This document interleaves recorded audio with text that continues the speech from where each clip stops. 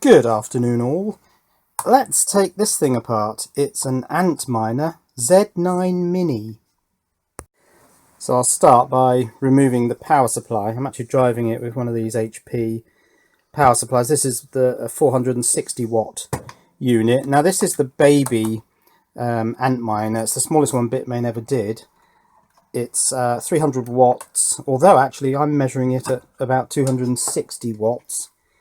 It's only got one of these 12 volt PCIe power plugs per hashing board. So it's only got 4 connectors, the fourth one being power for the controller board. We'll take a look at that. So that's the power supply off. Let's get this thing on its own. So there it is. It's only got one fan. It is a 4-pin fan. So it's got the PWM signal to vary the speed. It's also got a tacho signal coming back so that the controller board can see that the speed it's responding to the requests for a variable speed, and also if the fan stalls or stops for any reason, the controller board can shut down whatever's generating the heat if it needs to, so that it doesn't overheat. So let's disconnect the fan from the controller board. That goes into fan 1 connector. That's nice and easy to remember. Right, let's start by taking this fan and fan guard off. This thing's filthy. I bought it on eBay. It was about £45, I think. And it arrived and I plugged it in and there was the most god-awful smell came out of it. I think smoking. I think it's covered in nicotine and smoke. And it stank for about a day.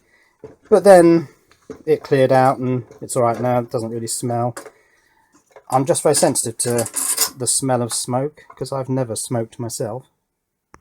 Right, that's the fan guard and the fan itself off. What is this? This is a 2.7 amp 12 volt. Oh, someone's cut this label down. That's a bit weird. Why have they done that? As I say, it's these fans are quite expensive actually. They started at about £15. I think it's because they've got the 4 wires, and so there's electronics in here which is doing the tacho monitoring, and there's also of course pulse width modulation control of the speed, so there is a fair bit of electronics in here, hence the price, I guess. So let's take this other end panel off. There's a screw missing there. Oh, actually no, it's just a screw head that's missing. That one obviously sheared off, which is why it's not there. Let's get these ones out. So this is an Equihash algorithm miner. Now if you look up Equihash on Wikipedia, you'll see that it's an algorithm that was developed to be ASIC resistant. However, this is an ASIC based Antminer, so Equihash didn't succeed in being ASIC resistant, although I have noticed that the ASICs in here are really huge, and I think that's because Equihash takes a lot of memory. So in order to get these ASICs to run the algorithm, they had to actually provide a lot of registers in here, and probably hence the overall size of the chips. But we'll have a look at that if we can get one of these heat sinks off. These are sprung, so we might be able to get one of those off. Right, the next thing I need to do is remove these cables. These are marked on the hash boards with lots of TXs and RXs. So there's a lot of serial communication going on between the controller board. And in the early Antminers, these controller boards tended to have a BeagleBone sort of Linux machine plugged into a sort of baseboard, which would talk down these serial lines, control the fans, and have the power components on. Let's slide these out. This is always a bit tricky because you need 3 hands to do this. But there it is. So this is not a BeagleBone based board. This is Bitmain's own design. And it'll have a system on a chip, some RAM, Ethernet. That'll be the Ethernet controller. This will be the transformer isolated link through to the socket, so that you eliminate problems with sort of voltage levels on Ethernet there. I wrote that 1.48. That's the static IP address that I've given this unit, because I'm giving all my Antminers static IP addresses and writing them on here. Right, the remaining electronics are these 3 hashing boards. So why won't they come out? Oh, it's just, there's a little retaining clip on the power connector there, and it sits in that groove, and it's so that you can't slide them out when you've got the power connector on there, a little interlock type thing. And on here we've got 4 ASICs, so this machine has 12 ASICs in total. Right, that's it apart. This is from Bitmain, who are the Shenzhen Cloudic Technology Company Limited. What does that say? Z9 Mini, current 35 amps max. Now, of course, this thing is all 12 volts. Now, I'm measuring it at about 260 watts, so that's over 20 amps. But it won't take more than 35 amps. There doesn't seem to be a clock rate adjustment on this one. It doesn't seem that you can adjust it.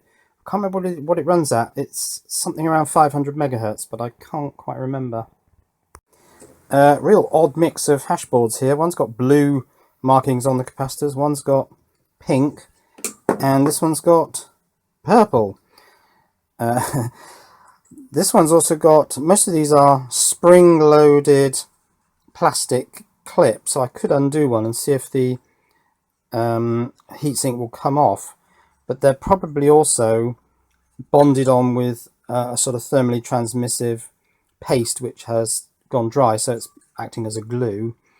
So I don't really want to pull one of these heatsinks off for no good reason, because I really want this thing to work. What we can see though on the bottom is that the chips are absolutely huge. I think they're BGA. I'll try and get in just under here, see if we can see the little balls. They're certainly disgustingly dirty. A lot of nasty, sticky, it's dust, but it's just very sticky on that leading edge, and of course that's the direction of airflow created by the fan.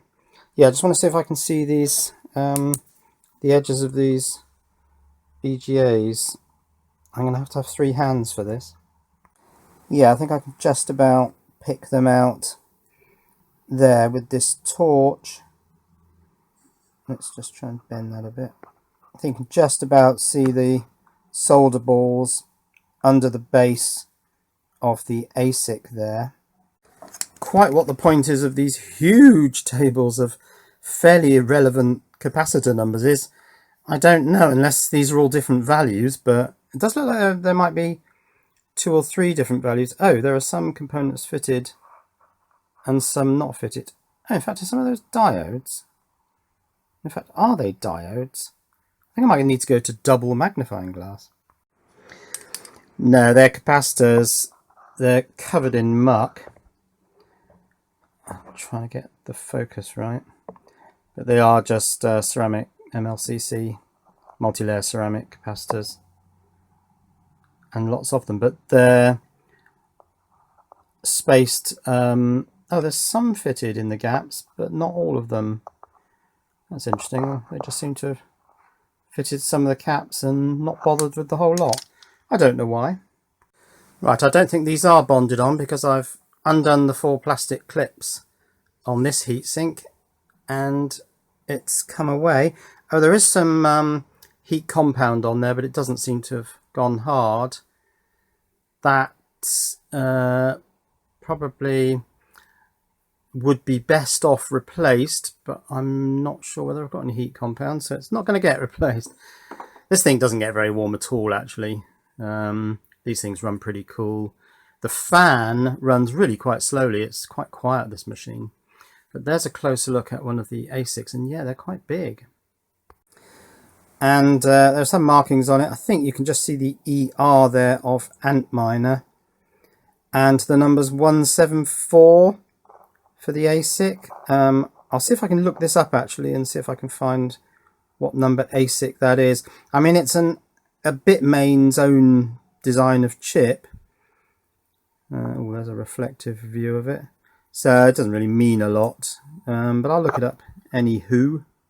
No, I can't find much about these chips. It seems that not much was known about them. Anyway, they're something with a 174 in. I don't really want to scrape that compound off, because if I put this heatsink back on, most of it will probably make contact again. So let's put that on there and raise the camera a little bit so I can turn it over and try and press these back into their holes. That's 3 of them done. Can't get to that one quite so easily.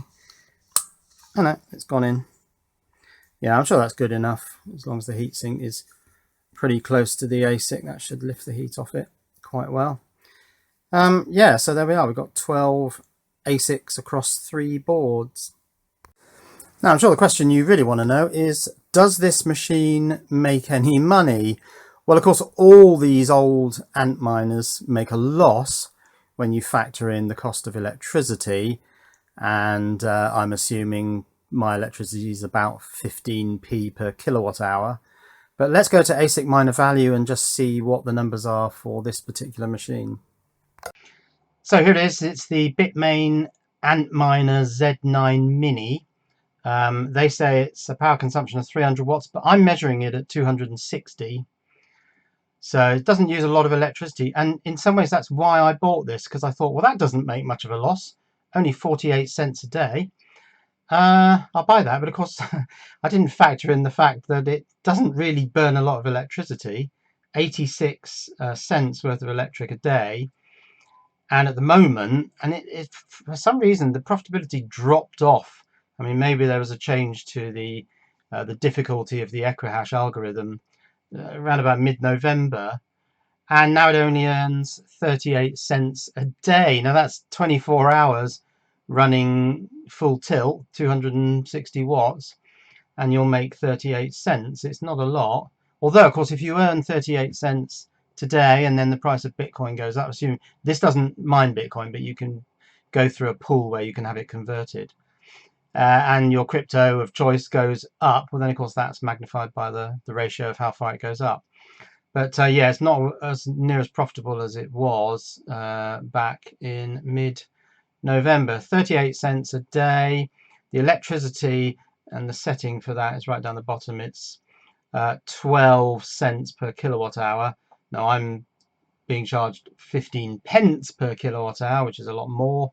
So I will make more of a loss on the electricity. Of course, if I had solar panels on my roof, I would have effectively free electricity during the day. But it doesn't earn a lot. It just sits there trundling away, earning precious little. Right, let's put it back together again. So I don't really want to pile these hash boards on top of each other, but I will. Just make sure I don't move them laterally, otherwise I'm going to rip all those capacitors off. Right, let's get the tin and put the sort of clever board.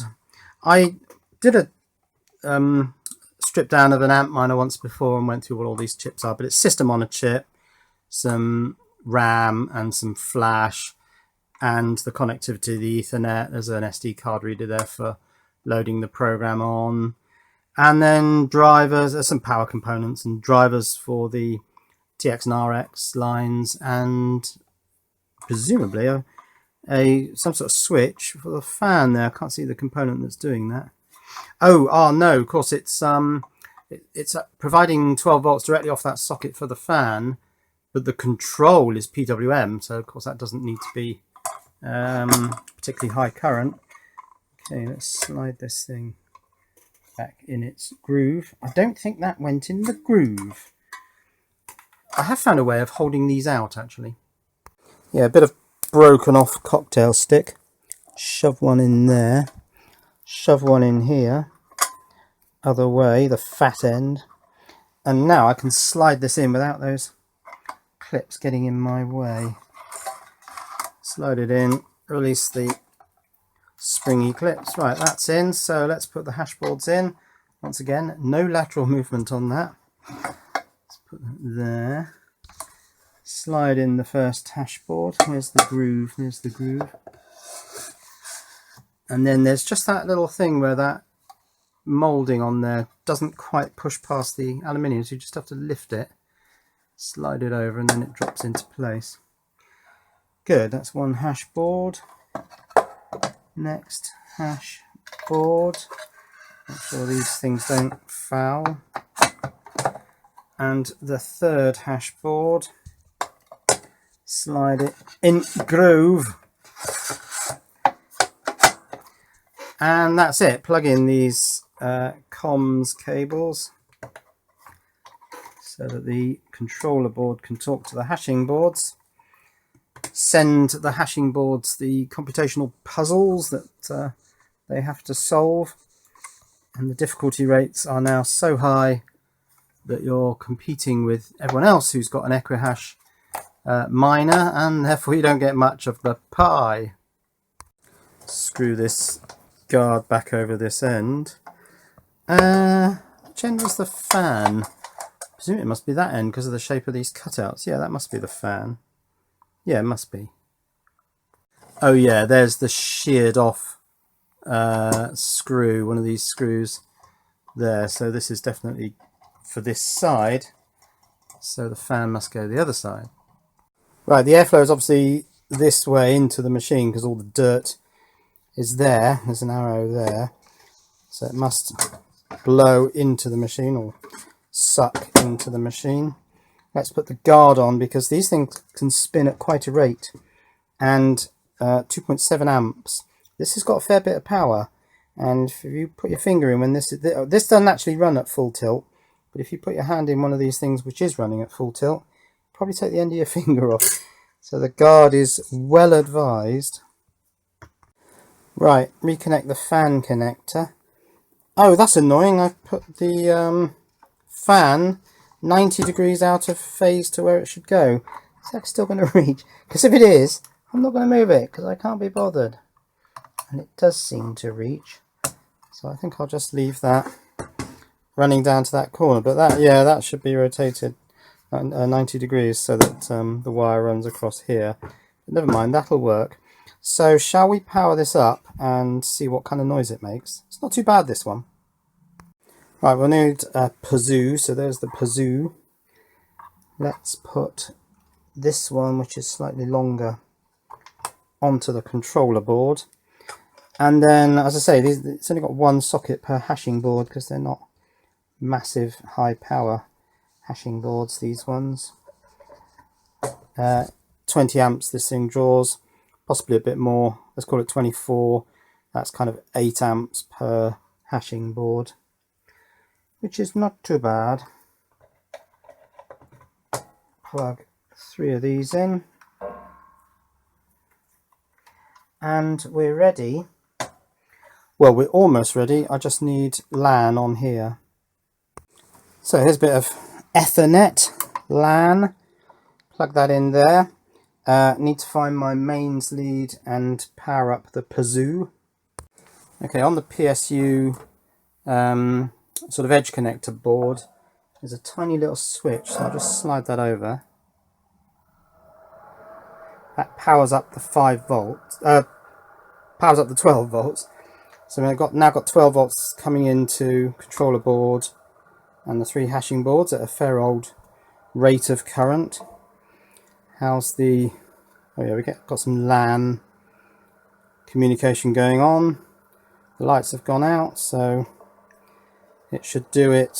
Initially it does a fan test, I think. So it runs the fan up to maximum speed. I think it does that. Let's just see what happens. Here it goes. Fan runs up to a fair old rate of knots.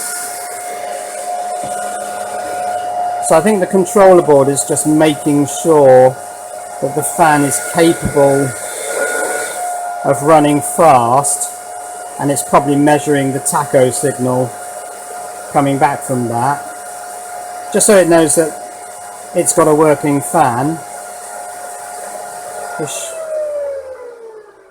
That's right, that winds all the way back down to barely moving. Can't really see the fan there. and now it will simply run the fan according to the cooling requirement. So it's measuring the temperature of the ASICs and I think of the PCBs. I think there must be a chip on the PCB which is measuring that temperature, and it's making a judgment on how fast to run the fan. But this one runs really quietly. Okay, let's look at the mining pool. So here we are in pro hashing. I'll just flick back to OBS to see what you can see. Oh yeah, okay. So you can see that we've got one worker. It's an Equihash. It's still calculating the Equihash is measured in solutions per second, so that's what the S per S is. Solutions per second. We can go down here for a bit more detail on the mining. I've called my machine Zeb. Can you see that? Zeb? Yeah, you can. Oh, and already you can see that it's burnt in electricity more than twice what it's earned in money. That's showing up as 0 cents because this thing earns money really slowly. Well, I suppose I can show you my dashboard and my balances. There's not much money involved here. I have a total balance of $5.22. In these coins, I'm doing a bit of Bitcoin Cash, Dash, Cardano. Something wrong with Ethereum at the moment, not quite sure what. I'm doing some Dogecoin, Digibyte, library credits, of course. Bitcoin I'm not mining because it's got a really high threshold for payout. Similarly, Ethereum I'm not mining, again, a very high threshold. I'm doing some Litecoin and some Bitcoin SV. So those are the coins I'm mining, and nothing actually earned yet. All the numbers from yesterday match today, so this thing hasn't even earned a penny yet. Let's go to the mining graph again and look at mining. So I mean, this is still showing 0. We're not even seeing the 1 cent line on the chart here yet, and you can see the electricity is racing away ahead of the actual earnings. So unless you've got free electricity, this machine does not make a profit.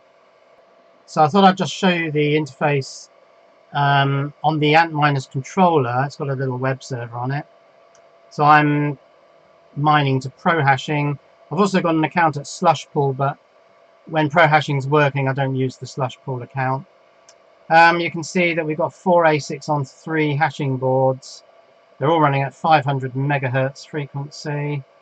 The return rates from the hashing boards are, I don't know why that one's so much better than these, but anyway, these are in kilosolutions per second. Temperatures for the PCBs are all quite low, and temperatures for the chips. Now these are the 12 ASICs, these 12 O's, and that means they're working.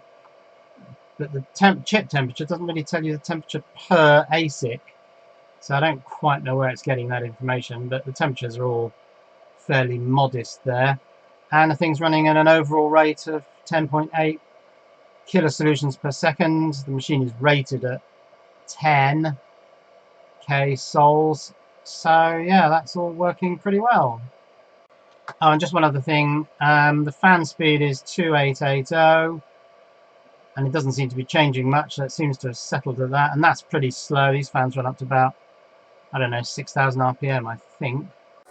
In fact, the fan just sped up because I put my hand over this briefly to try and block the airflow. Of course, there's a lot of thermal lag, but I wanted to try and get the chips to overheat a bit. And then, of course, the controller says, oh, I'm getting a bit warm. I'll jack the fan speed up a bit to compensate. Let's see if it raises the fan speed with me holding my hand over the filthy, dirty grill on the fan here. I'll see if the speed goes up. Yeah, there goes the fan. It's gone up a bit because it was all getting a bit hot inside. So we'll let it get some nice cool air over those chips, cool them back down again. But anyway, that is a take apart, and I've sort of shown you how it works. Look at Bitmain's smallest of all their Antminers, the Z9 Mini. Oh, it's getting really cross now. Cheerio.